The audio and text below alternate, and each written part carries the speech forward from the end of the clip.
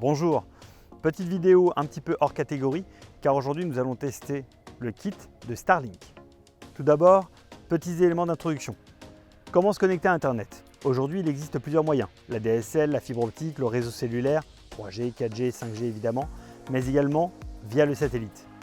Internet par satellite, ça existe depuis des dizaines d'années, souvent assez cher, pas forcément très performant par rapport à de la connexion terrestre classique, et l'installation plutôt complexe. Starlink propose désormais une offre annoncée comme simple, performante et sans frais cachés. On va voir ça. L'antenne Starlink existe sous différents packaging et options. On vous présente là une version basique qui se pose sur une surface horizontale. Mais il existe des options et des accessoires pour l'accrocher sur une cheminée ou sur un toit de caravane sans aucun problème. Alors tout d'abord, comment Starlink fonctionne? Le fonctionnement est schématiquement assez simple. On se connecte en Wi-Fi sur le routeur Starlink, lui-même connecté à la parabole, qui va envoyer nos requêtes Internet sur un des 4800 satellites Starlink en orbite, qui vont ensuite faire transiter nos requêtes vers les serveurs de Starlink, qui vont nous renvoyer les éléments demandés par le chemin inverse, et tout cela à la vitesse de la lumière. Pour que ces échanges soient le plus rapides possible, les ingénieurs de SpaceX ont mis en orbite terrestre basse plusieurs milliers de satellites, qui se trouvent à peu près à 550 km d'altitude. Et juste pour info, les satellites GPS, qu'on connaît très bien pour nous aider dans la navigation, sont à peu près à 20 000 km d'altitude. Pourquoi on l'appelle basse? Car à cette altitude, non seulement on ne subit pas les effets de la gravité, c'est-à-dire que l'engin n'a pas besoin de propulsion pour rester à cette hauteur, mais on est également le plus près possible de la surface de la Terre. Et cela va directement impacter les temps de réponse entre les paraboles et les satellites. Les échanges de données se font via les bandes de fréquences dites Ka, qui fonctionnent entre 17 et 30 GHz. Ces fréquences hautes permettent un débit plus rapide, mais sont très sensibles aux obstacles qu'elles ne parviendraient pas à franchir. Mais entre la Terre et l'espace, aucun risque d'obstacle qui viendrait perturber le signal. On passe à l'installation.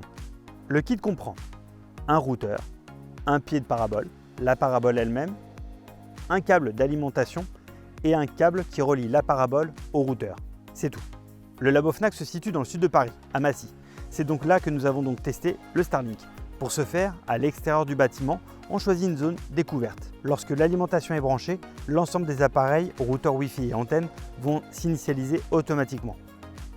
On a également la phase d'installation logicielle, qui est assez simple, avec comme seule contrainte la création d'un compte Starlink dans lequel on va ajouter le numéro de série du kit Starlink, qui devra donc être activé sous votre nom.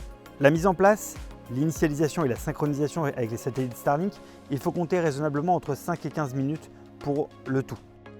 Une fois connecté au réseau Wi-Fi du routeur Starlink, là on peut immédiatement naviguer sur Internet sans aucune contrainte et filtrage d'IP. En termes de géolocalisation de l'IP public généré, on nous détecte comme étant à Paris Centre. En termes de débit, voici les résultats obtenus. Les performances réseau sont toujours à prendre avec précaution. En effet, selon le jour, l'heure, le serveur, le nombre d'utilisateurs connectés en même moment, peuvent faire varier les performances de manière très significative. Starlink propose un test intégré qui délivre des résultats plutôt favorables à leur système. Néanmoins, par différents tests réels et d'usage, nous avons pu mesurer un débit descendant moyen autour des 150 Mbps, le download. En débit montant ascendant ou aussi appelé upload, on a pu mesurer des débits qui atteignaient 10, 20, voire 30 Mbps, ce qui est excellent par rapport à de la technologie Internet via le satellite. Si on vit dans une zone où même l'ADSL ne passe pas, c'est juste d'un confort inégalable. Le temps de latence est également très court, entre 10 et 50 millisecondes. Nous avons pu jouer à des jeux de type Fortnite sans lag ni déconnexion et également assister à des visioconférences en live sans aucun problème. Un énorme avantage qu'a Starlink par rapport à sa concurrence, c'est celui de posséder la plus grande quantité de satellites en basse orbite. On est à plus de 4000, on est même aux alentours des 4800 en décembre 2023, ce qui garantit une couverture continue de l'ensemble du globe terrestre. Le principal inconvénient est celui de n'importe quel système utilisant une parabole. Il faut avoir accès au ciel. Donc les résidents en appartement ou en zone obstruée par des arbres ou des immeubles, ce système n'est pas du tout conseillé. Starlink propose ici un produit innovant, disruptif, c'est assez rare pour le souligner. Force est de constater que l'installation est simple et assez intuitive.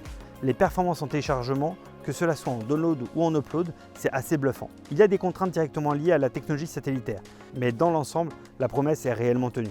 Au travers de tous les tests que nous avons pu réaliser, bien qu'ils aient été réalisés dans une seule zone géographique, il n'y a aucune raison que cela fonctionne différemment ou moins bien dans une zone française avec un accès au ciel autant dégagé. Si vous avez besoin d'une connexion dans une zone qui n'est pas couverte par un autre type de réseau, c'est une solution idéale.